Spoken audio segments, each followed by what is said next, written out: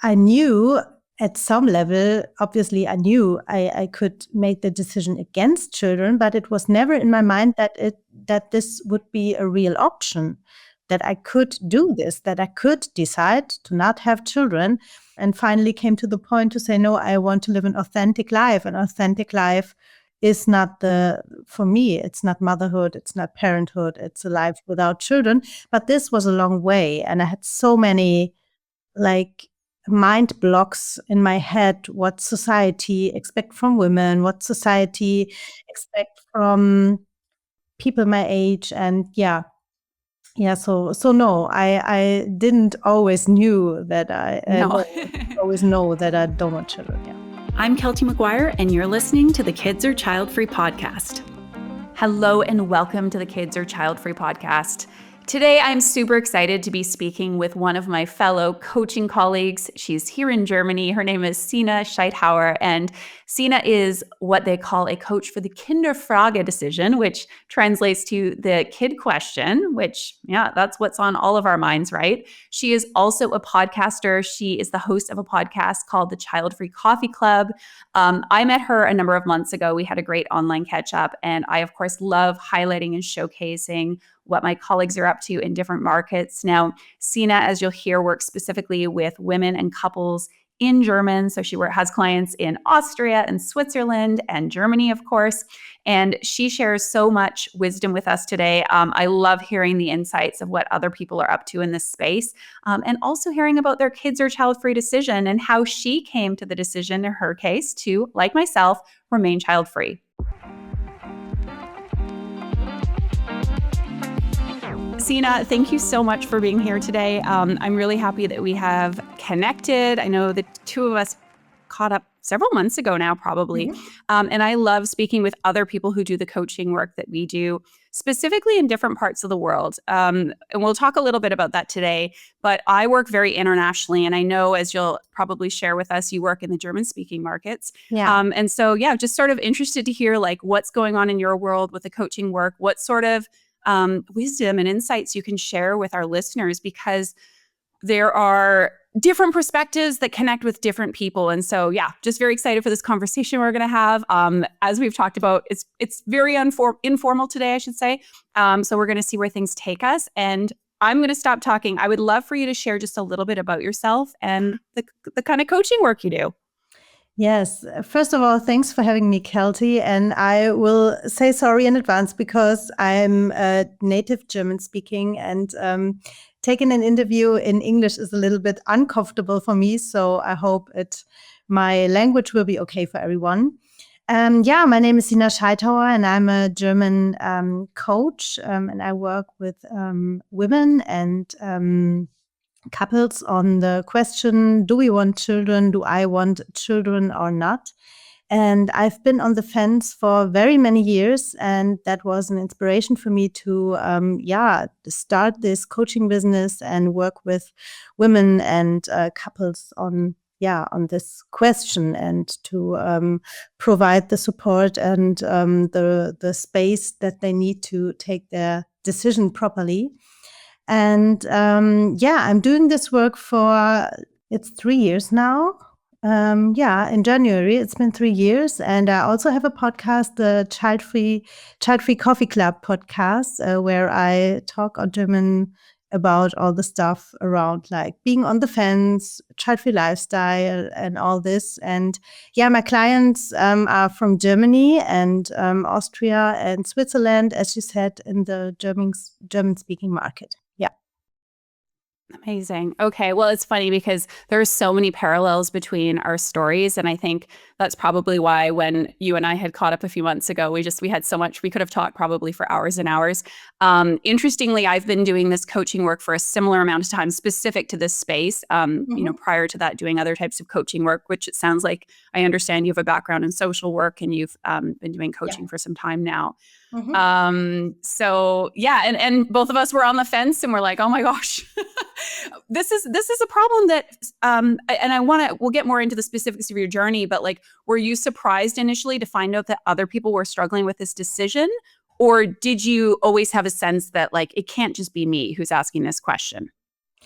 I would say at the beginning of my journey, which I would say is like 10 years ago now, that I started to ask myself, or more than 10 years that I started to ask myself, do I want children or not? And at that time, I had the feeling I'm the only person in the whole world that has these thoughts and has these problems, because in the German speaking area, we didn't have like much of content. We had some books around the topic, but we didn't have this social media podcasts and stuff. And I remember that then, Zoe started with We Are Childfree. And I was like, wow, okay, now finally things are moving. And for me, this child-free movement got more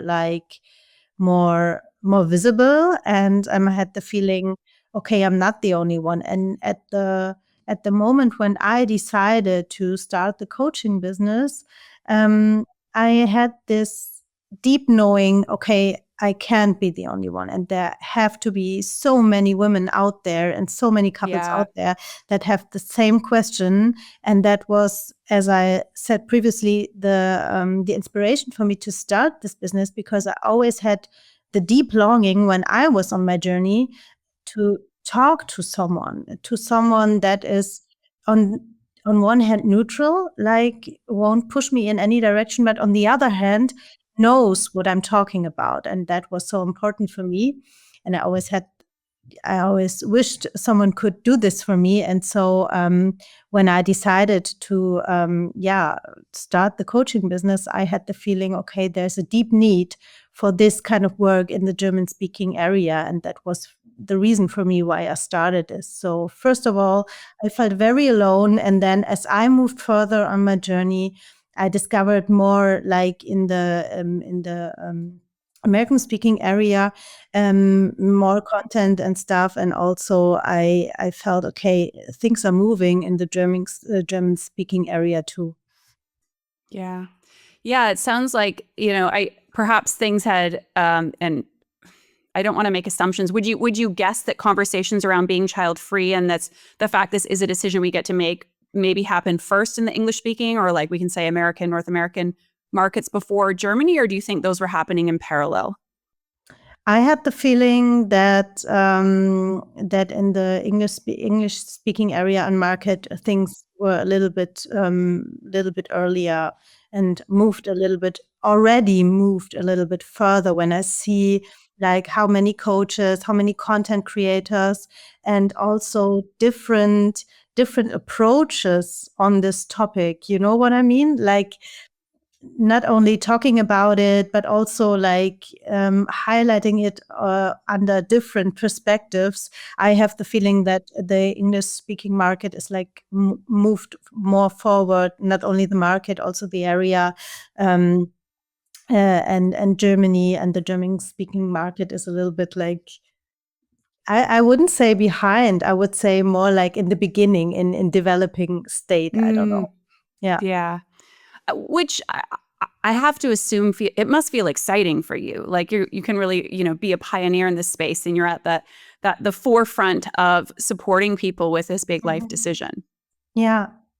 Yeah, that's true. We also have like, I want to mention her because I think she's really a person that was early on this topic in Germany, is Sarah Diel. She wrote a book about it. And I would say that she is one of many other like women that were one of the first women that stood for this topic. I read her book when I was like undecided. So I want to mention her in this situation. But yeah, I also see me in my work as one of the first persons in the German speaking area that is like, around with this. Yeah.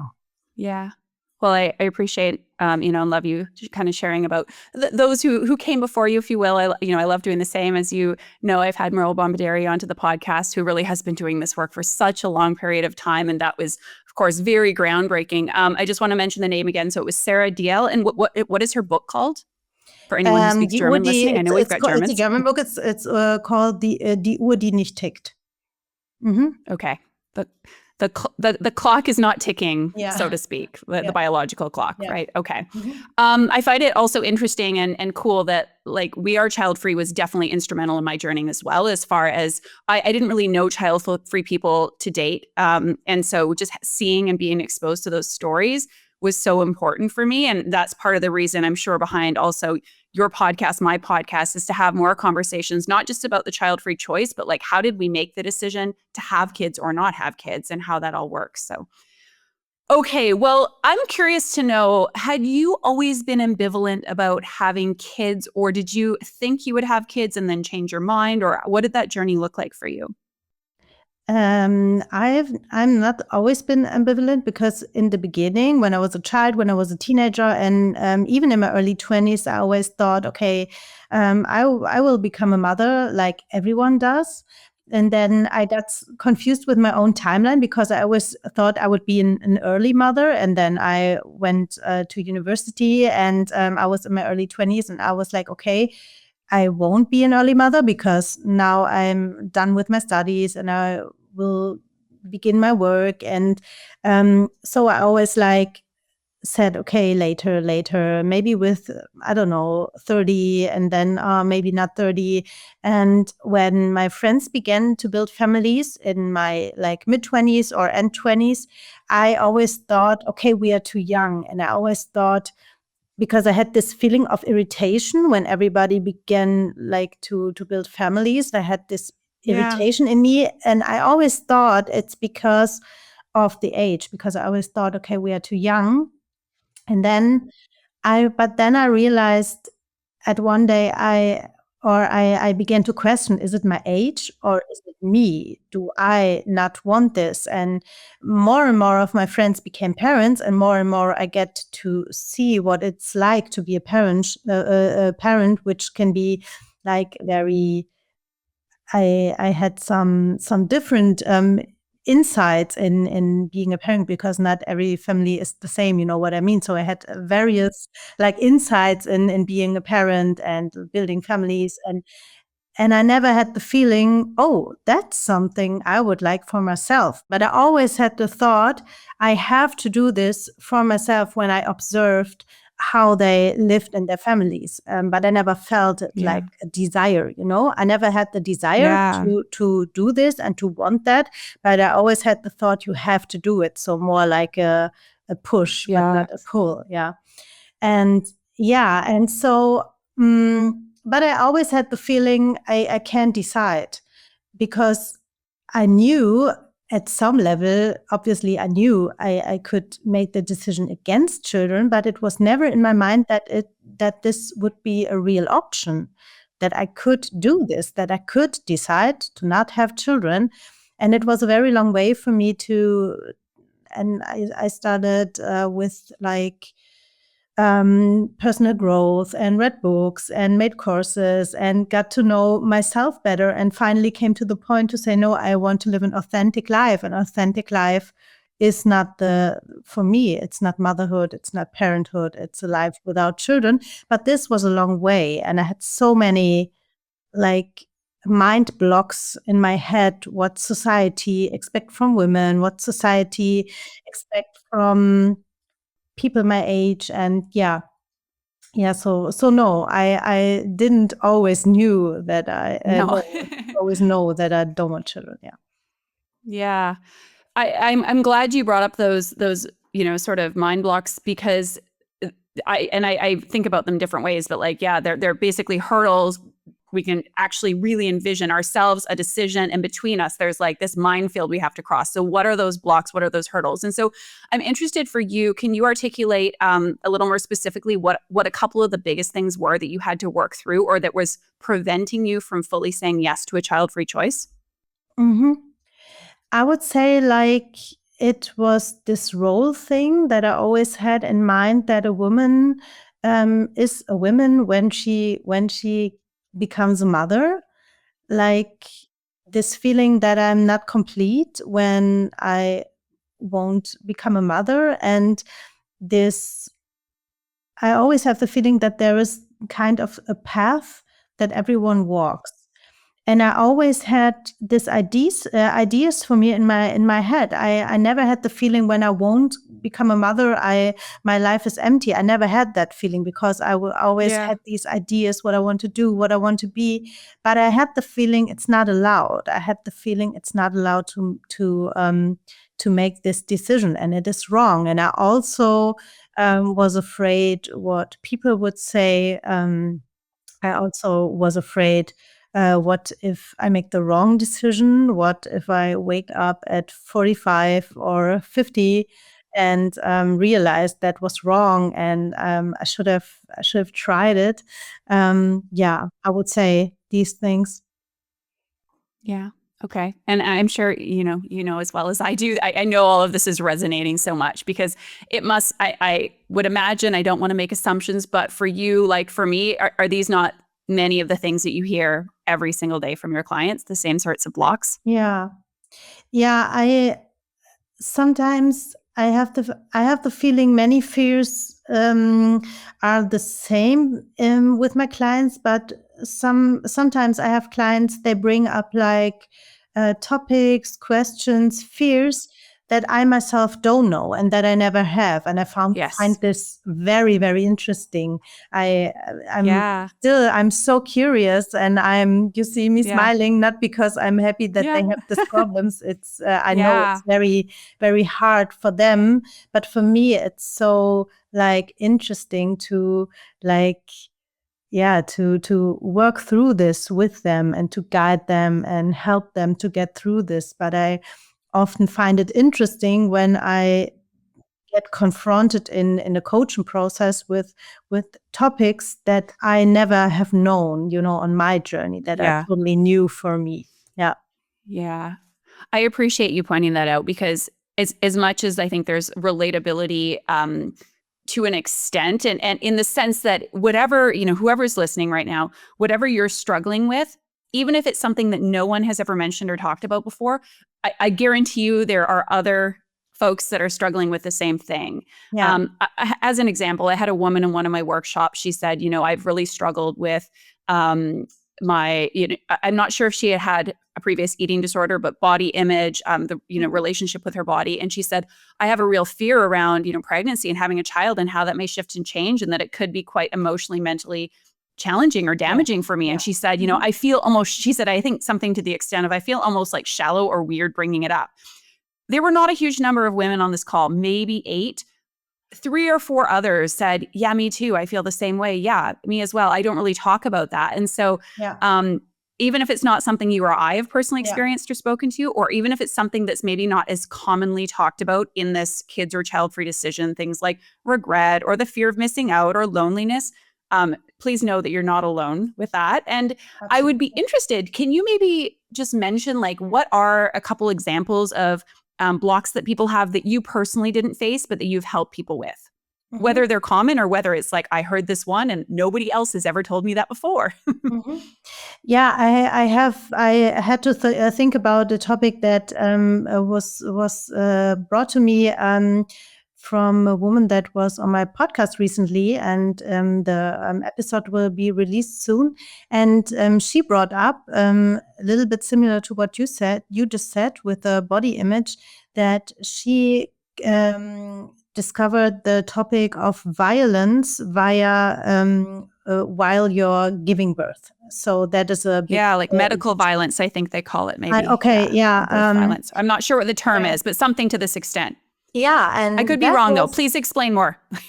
yeah, it's about like you are at a hospital, you're giving birth, and things get like dangerous or other things happen, and like medical professionals treat you in a way like physical or with verbally or somehow that can feel like you're violated, they're violating you, and that's a big fear of her. And that was like for her the final thing that brought her to saying, okay, I don't want this. There were other reasons. That was not the only reason, but that was one thing for her she discovered. And then she said, okay, no, I that's such a horrible topic, and so many women are experiencing that. that I personally know or that I read about. So I don't want children, and that was something I knew this topic because I have friends that like experienced similar things, but that was never in my mind to like bring it together with thinking about, do I want children or not? You know what I mean? That was one topic. Mm, and let me think of other things that I personally a good example is the whole climate topic. Because for me, when I made my decision, we knew about the climate change, and so there were people, experts that talked about it. But for me, at that point, I didn't take it so personally or so important that I would have made it like part of my decision. I never thought about it when it came to my journey. But I experienced that many women today think about it. And also this topic around like um, the traditional in Germany, we have this wording Retraditionalisierung. It means that it often happens when a couple like becomes parents that the roles of them like they get very traditional again. So women um, make they have the most like care to take Care-Arbeit. In Germany we call it Care-Arbeit, like labor. We would say caregiving, I think, Caregiving, yeah. or care labor. So It the could be. most We probably would say caregiving.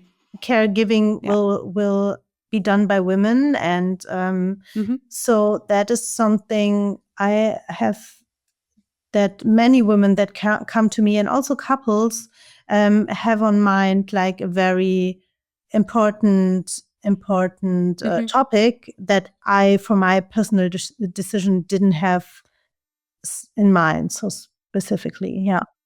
I'm interested in, so I've lived in Germany for almost 7 years now, and I have friends who are German, and then I have a lot of international friends as well.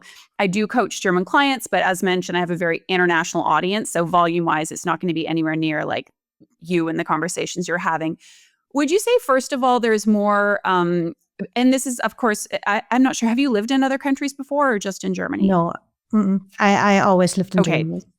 Okay, so this would maybe be more about what you're seeing, hearing, reading online, but would you say there's more traditional gender roles or expectations specifically upon women in motherhood relative to perhaps other places? And I'll preface this by saying, anecdotally, it's been brought up to me by expats or immigrants from other countries. Immigrant would be the more proper term we use nowadays. I'm an immigrant.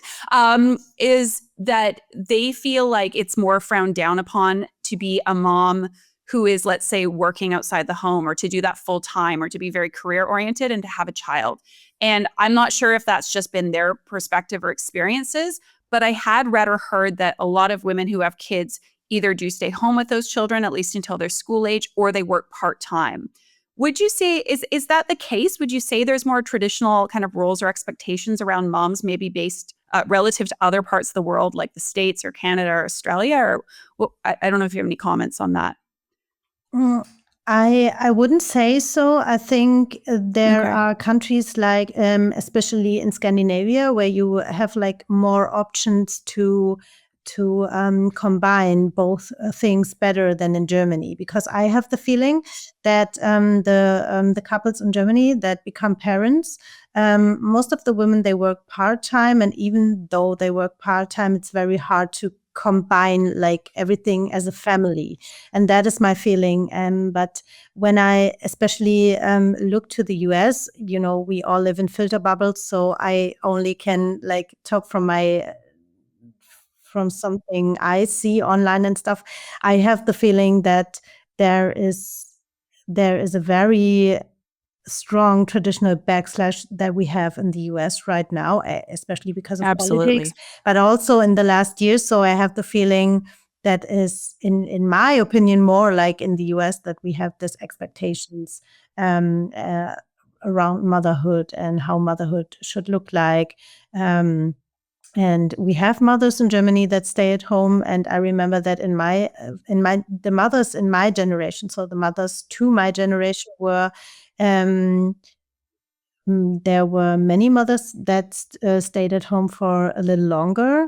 And today I have the feeling that in Germany, it's more common that mothers stay at home like for the first year or the first 3 years and then get back to work. And I don't have the feeling that we have like more this traditional roles here in Germany, but I also have the feeling that we have a very strong myth around motherhood. It's very idealized, the mother role is idealized. Yeah.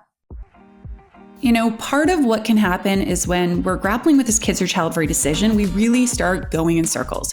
We get stuck thinking the same things over and over again, sort of being in our well-worn ways. And it can be really hard to take our thinking and our decision-making in a fresh direction, to actually get new insight and to feel like we're making steps forward towards a path, whatever that may be.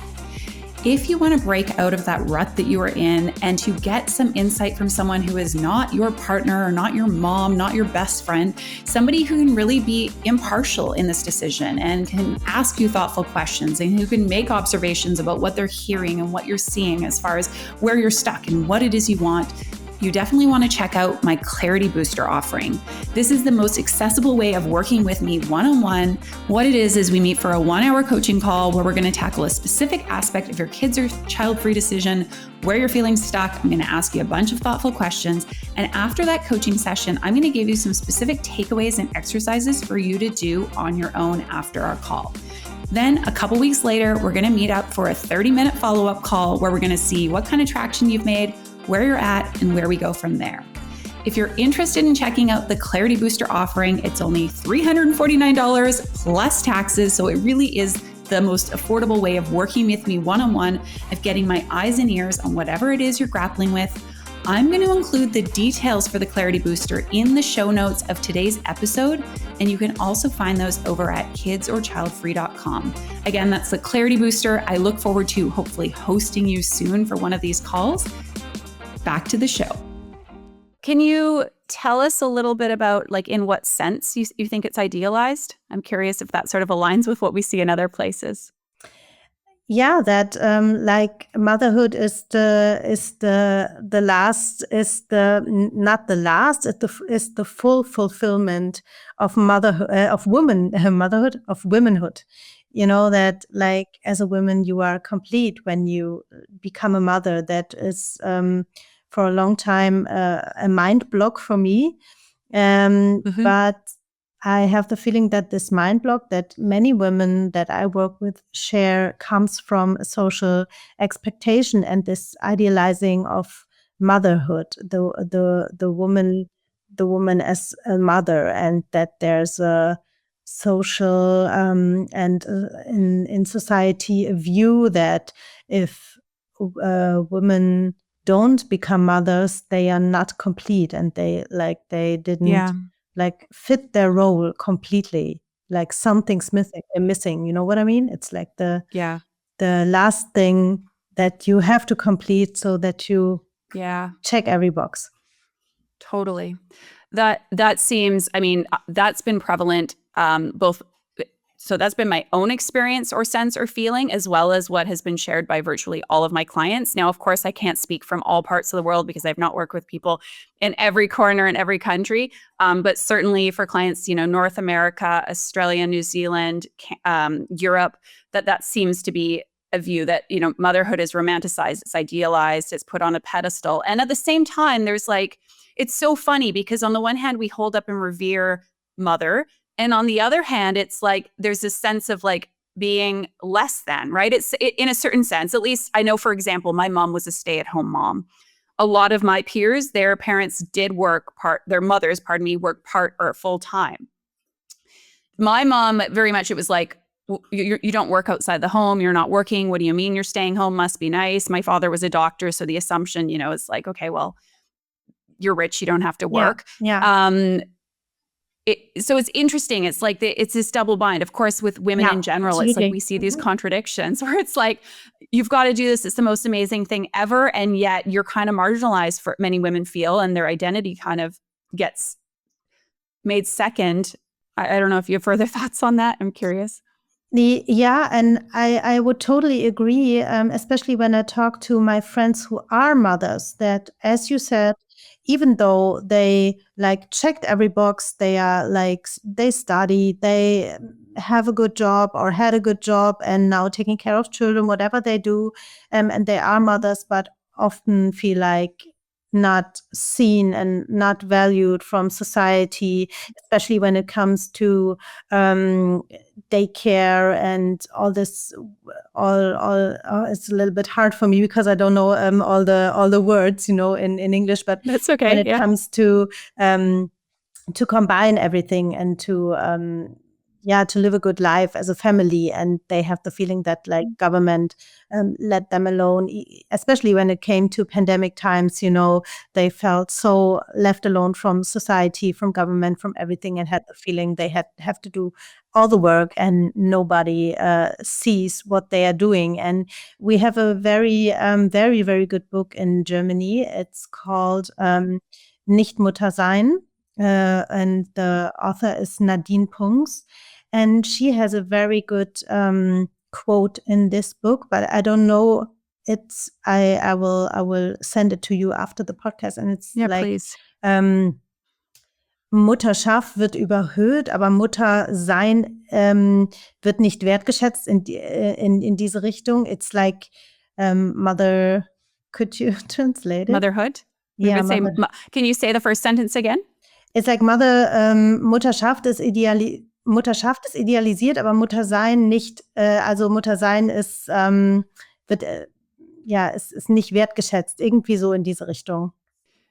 Yeah. So basically saying motherhood is idealized, but like it's not valued, or is that correct? Yeah, like, she has the interesting thing is she has two different like words, but I don't have them. So now it makes I was going to say sense. The second one is, I'm not quite sure the difference between the first one you said it was Mutterschaft and the second one. Yeah, as you can see the limitations of my German. Yeah, maybe it's like motherhood is idealized and mothering or being a mom is like undervalued. I think it's totally. I think it is. Yeah, kind of like as a concept we revere it, but absolutely. In practice we like whatever. Yeah. Okay, interesting. And in that book, is Mutter nicht sein to not be a mother, correct? Or something along those lines? Nicht Mutterschaft. I think it's called Nicht Mutterschaft. I hope that's right. Okay. Yeah. That's okay. Yeah. We'll include the links in the show notes. And of course, our German speakers can find it. It's my favorite book and it's a bit embarrassing. It is. Nadine, I'm so sorry. Yeah. No, that's okay. Shout out to Nadine. Okay, so I'm curious to ask you, there's, I would say, a few topics that I personally as a coach find particularly sticky to help my clients navigate, because they can just be so complex. There's so many layers, there's so many emotions involved. And so I'm curious to get your take on a couple of them, like specific, and these are all actually things that have come up recently. And so I don't expect that, I could be wrong. Let me know if you have the solution for all of these situations and the definitive answer. I won't share them here. No, I will. Yeah, if you do, you gotta pay Sina. Okay. No, but of course, Sina and I have talked, like we're like, there's no one size fits all approach per se with any of this. There's a process that can be helpful, and we both share, I think, quite similar values about how we can do this work. But absolutely, one of the things is, and I hosted an event recently called The Difference of Opinion, and it's when you and your partner have differing views or feelings about whether or not to have kids. And so maybe the way to kind of tackle it is in our discussion, like if there's either a question or a perspective that might be helpful, like just a little something that might like help people to approach this, or anything you want to share. Some people have the viewpoint that if you're at odds with your partner, get a divorce, Yeah, buckle up. Whereas, right. So I'm just interested, like, do you have anything to share on that topic of when you're at odds with your partner on the kids or child-free choice? Yeah, I have a different approach. Because I wouldn't say if you are not on the same page on this topic, you should get a divorce, because I think it's so hard to find a partner that fits. And now, okay, you could say if the person don't want kids or want kids and I want or don't want, then it's not the right partner. Okay, fair enough. But I think it's important to like discover your relationship in a way to see, do we want a future together? And are both of us so committed to this relationship because everything fits, that we can, that one of us can like compromise on this topic? Because you can't get a half child, like a child I make that's that joke 2.5. too. Yeah. Yeah. That's not the compromise I'm talking about. And I think that's how I work with like couples on this topic. So we get we have this coaching journey, and it goes like around 12 weeks, and we try to discover via this 12 weeks how important is the relationship in like I wouldn't say comparison, but you know what I mean, to like sort of the in relation to desire maybe, or to the desire to have a child. And how much apart are the partners? Are they like, one is on the scale like here and the other one is on the total other side? And then you can come together, and maybe you should consider like splitting. But I think it's a relationship that works functional on every part, on every other part, is worth it, like to work through this and to consider like not getting a child, when, because you don't know, when you split each other, when you break up, split up. when you split up, when you break up, you don't know. It's a potential, it's a potential. Maybe out there is another partner, another woman, another man that fits for me like this person did. Maybe, you don't know. And maybe the timing is right. And maybe both of them are healthy. And maybe everything fits. And maybe this dream that you have in mind about like having this child will come true. But there are very many like eventualities. Yeah. And that's okay. And you can decide like to take this leap of faith and like try it.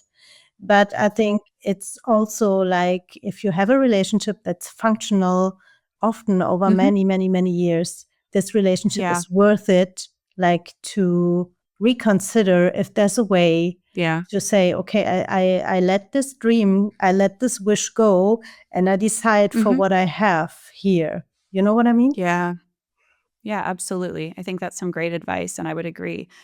Okay, another question that's come up, and interestingly, it doesn't come up super, super often, but it keeps coming up the last couple of weeks. And now there's a wonderful short documentary that you might have seen by a filmmaker who's going to be on soon, named Sophia Seymour, I believe. Pardon me, Sophia, if I got your last name wrong, but it's called Harvest. It's about freezing your eggs. And so if somebody's on the fence and they're, spinning in circles or going back and forth, and they're like, you know what, maybe I should freeze my eggs to buy myself more time to try and figure this out. Again, do you have any thoughts or a question you might ask them to sort of, because that's, of course, a decision within a bigger decision, how they might approach that? Yeah, I just wrote a blog article about this, because I have the feeling it can be a solution maybe when you say, okay, I don't know exactly, but maybe, for example, I'm like 32 and I don't know exactly if I want kids, but I don't have a partner now, and I have the feeling when I'm 40 and I get a partner, I will have like a backup for me. But I think when you like decide to freeze your eggs to buy more time, I think you're tricking yourself, because freezing your eggs is no guarantee to have children, because it's a good option, I think, but there's no guarantee that it will work. There are many like eventualities again that maybe will make it hard, or maybe it won't work. So I think it shouldn't be like a solution to push the decision further. I think you shouldn't use it as a time, as buying time to have more time to make your decision. I think when you're on the fence, you should decide. Just decide. Yeah, well said. It sounds so easy. I know it's not. Just decide, people. I know our past selves would be shuddering. What's the problem? Just make a damn decision. No, it's hard. I know it's hard. It's the hardest decision of my life so far. I know this, and I think you know it too. And that I don't mean it. I just mean work on it. If you can't decide and you are months or years and this on the fence, then decide to go to Keltie, book an appointment with Keltie and work through it with her. Yeah. Or with Sina. But commit yourself to a process, right? Of some sort, or at least taking a step forward. We don't know what step forward may clinch the decision, but at least you're doing something as opposed to just hoping the answer will appear. Yeah. Yeah. Okay, the last topic then I'm interested to get some input in. And I mean, this is a really kind of heavy ethical, moral dilemmas. You mentioned climate change. And of course, it's a question that's on more and more people's minds. And not just climate change, but just, generally sort of with so much geopolitical tension in the way of our world currently, there is this feeling of is it even right to bring a child into this world? How might you encourage someone to explore that question? I think you can have different views on this, because there are parents that say, I think my child will be the child or can be one of the people that bring positive change and maybe explore different technologies that will help the world, help the people to solve this problem, or to slower the process of climate change. I think it's a personal, it's something very, very personal how you want to look in the future. And I think you can educate yourself. You should educate yourself about all this. I agree. In a very factual way. Yeah, factual way. Yep. And then you have to see, what is your feeling about that? What are you personal feeling and thinking about that? And how do you feel about bringing life in this world right now? Yeah. Yeah. As you say, it's so personal. And I think you and I have spoken about this, but this question of, do I want to have kids or not, especially if we're on the fence, it really requires us to look at and ask ourselves how we feel about so many different things, what we believe about, our path in this life and purpose and meaning. And those are confronting, difficult things that frankly, most people don't want to have to look at. But I mean, would you agree that there's a lot that we have to explore in order to make a decision that's going to feel good for us? Or what are your thoughts on that? Yeah, absolutely. I would say so. And when it comes to this, things that are on the outside, like climate change, political things, I have the feeling that it gets, in my opinion, more and more complicated to take the decision, because it's not only how do I want to live and how do I want to lead my life, because now, in my opinion, but that's my personal opinion, you have to think more about what will the life for my future child look like when I bring it into this world, and what can I expect for my future child. That would be something I would think about right now. Absolutely. But as I said, everybody should do this as they want to and as they Totally. Yeah. But I agree. I think we do have a responsibility to we can't ignore the facts of our current state and time. What we do with it is going to be a very personal decision. But Dr. Jade Sasser, who was on the podcast recently, she wrote a book called Climate Anxiety and the Kid Question. She's you have to look at this. No matter what you decide, whether you have kids or don't, especially if you become a parent, you need to know what potentially may be coming, and to make sure that you're able to prepare your family resource-wise, financially, and in the case of climate disaster, whatever it may be, we can't just ignore the facts of what's happening in the world around us. So okay, on that topic, just to bring it back to the Germans and Swiss and Austrians, the German speaking folks that you work with. I remember, so when the US election happened, and I do have quite a number of clients in the US, there were a lot of really heavy emotions and feelings, not just for people who have decided to be parents or who are on the fence, but from so many people in my network. And I have such an international network. And I, of course, am very attuned to what's happening in the media in different countries, specifically here in Europe, but also, of course, in Canada and the States.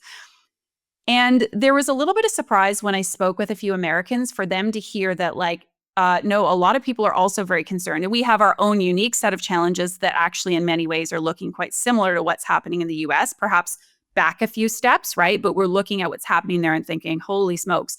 We in Germany have an election coming up in 3 days' time, which will have happened by the time this episode airs. But I'm interested to know, when we think about the state of the world, we talk about climate change, we talk about politics, we talk about reproductive decision-making, the rollback on women's rights. Is that something that your clients in Germany, Austria, Switzerland are concerned about? Or would you say it's not so much of a concern? It depends. I have the feeling that I have many women in my community that are already child-free because that is part of my approach to connect already child-free people. And I have the feeling that when it comes to women that already are child-free, that they are more concerned and thinking about like getting a sterilization or stuff like that. But I have the feeling that not everybody, but most of my clients that think about, do I want a child or not, that they are like on a different, how can I say it? They are so involved in that question and all the personal things that come with it, that I have the feeling that this political things are not so much like part of the decision making, but maybe that will change. I don't know, because as you said, in Germany, I have the feeling we're heading in a direction that is similar to other countries. And maybe things are changing here too, and maybe more people thinking about that. Yeah, it's interesting what you say. And, certainly I've even had American clients or people who have like filled out my intake or had a discovery call with me be like, hey, it's basically really important that you're attuned to what's happening in the US, which of course I am. And I think a lot of these concerns are relevant to other places, but it's to an extreme there, what's happening, that like, I think most of us can't even capture. I mean, you talk about women staying home with their children for, potentially 3 years until they go into like kindergarten, preschool, what have you. Women in the US have like 6 weeks maternity leave, I believe. And just to be clear for people listening, we can take up to 3 years maternity leave per child in Germany, correct? Or not paid necessarily. When it's paid, it's only 1 year. 1 year paid, or maybe and up to 3 years where when you split it or something. I'm not really, but you can you won't get like support from the government for 3 years. You won't. Yeah, and to be clear, as you share and your mom friends have experienced, there are certainly improvements and changes that need to be made. And especially if we look at like Northern European countries, as you mentioned, and what some of those policies are and how much more family friendly things can be, and even just general attitudes.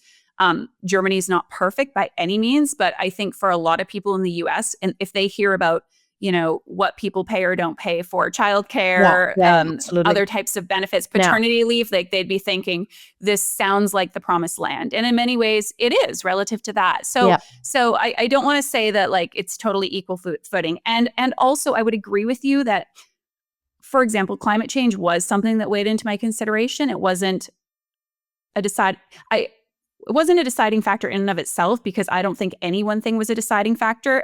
Probably, if anything, it was just that lack of desire that I felt. But it was like all these things sort of culminated to like build a mental, emotional case for me that made me say, no, I just don't want kids. I'm sometimes surprised that it doesn't come up, for example, climate change more in the conversations I'm having with clients. And that's just an example, social, political issues, et cetera. And I would say it's for the exact same reasons that you mentioned. It's not because I think people don't care, but at this point, when people are really torn on this decision, it's a very inward focusing of me, my life, perhaps my partnership. Even then, sometimes it's really just me, my capacity as a parent, how's this going to be? How am I going to feel? How am I going to like it? And there's nothing wrong with that, but it doesn't tend to face us outwards. I think that's a further step along the process for some people. And some people it doesn't get explored, but yeah, and I think because I have the feeling that the question itself and everything that comes with it is like hard enough. You know what I mean? So because as I said, I didn't think about that too. And from my view today, I can say, yeah, I didn't think about it because it wasn't that bad back then with climate change. But maybe it's not the reason. Maybe the reason is because I was so caught up, you know, in like, this question that I didn't look like outside. I don't know how I would, from my perspective today, I would say climate change would be like a very big thing I would think about, but I can't, I don't know, because I already decided, you know. Yeah. I'm interested to hear a little bit about your child-free life today, what it's like, you know. Tell me about what you love most about this life without children that you've chosen. What I love most is that I have the chance to like build a life that's totally mine, and I have responsibilities like everyone does, but I can choose them very wisely, and that's something that I really love. And I don't have a fancy life where I jet set all the time, or I don't know, make many big things. I live a slow life, and I have my coaching business, which is very important, very fulfilling for me. Connecting child-free people, supporting people that are on the fence. Whether the outcome is I want children or the outcome is I want to be child-free, that it's not important for me. Important is to support these people on this decision, and that is very, very important for me, and very purpose driven for me. I have my dog, and I love to read. I love to go outside in the nature, hiking like you do. I know because I always see it on your Instagram, and like spending time with friends, eating outside, grab a drink, go to the cinema, like just do beautiful things that I like and that nurture my soul. And this is very simple, but for me, it's so important. Yeah. I think, I don't know who said it first, but, you know, the little things are the big things. I really appreciate you giving voice to what some of those things are, because there seems to be an impression amongst a lot of women who are either on the fence or who have chosen child-free that I do have to have this big, extravagant, jet-setting life. Absolutely. And is that something that your clients express as well to you? And what would you say to that? What I say is that you don't have to do anything. You don't have to achieve anything. You don't have to like build a business, or you don't have to be self-employed. You don't have to make a big career. It's okay if you like reduce your working time, your hours, because you want to have more time to just explore things and make beautiful things. That's enough. And I think that's a hard thing for many women. Then I think we are back at the role expectations, because we live in capitalism, and I don't have any problem with it. So no anti-capitalism here, but we live in capitalism, and capitalism wants us to be productive, and also wants us to be mothers, and wants us to be both of it, you know, mothers and be productive. And when we have the feeling that we can't like fit any of these roles, we can feel lost and think, okay, we are not enough, and we are not doing enough. But I think that's not true, and I think that it's very important to live a life that nurtures your soul and fulfills yourself. And I think if we had more people in this world that like were living lives that are aligned with them and make them happy, then the world would be a better place. I'm not saying everybody should live a child-free life, because I think a life as a parent can be very fulfilling. But I think, people should make this to their priority. What would be a life that is aligned with my values and that feels good for me and makes me happy? So, Absolutely. I couldn't have said it better myself. this is a great place for us to wrap up. Now, I do have 5 questions I love asking my guests. So let me just... Okay, so the first 2 are finish this sentence. Being child-free is? Freedom. Being child-free is not? Loneliness. What is one tool or resource that you think might help people with the kids or child-free decision? The Childfree Coffee Club podcast. Yeah. Yeah. That's the name of your podcast. We'll link to it in the show notes. Yeah. Amazing. And I think when I come on, because I think I have an interview booked, I can maybe answer one question in German just to like say I spoke German once on a podcast. But maybe not the whole thing. What is one thing that you would like moms to know? That the job they're doing is amazing. Yeah. I agree. And lastly, if you could give one piece of advice to someone who's currently on the fence about whether or not to have kids, what would that be? It sounds so... My intuition is to say, trust your gut, trust your intuition. You already know it. You just have to listen. But it sounds so shallow. You know what I mean?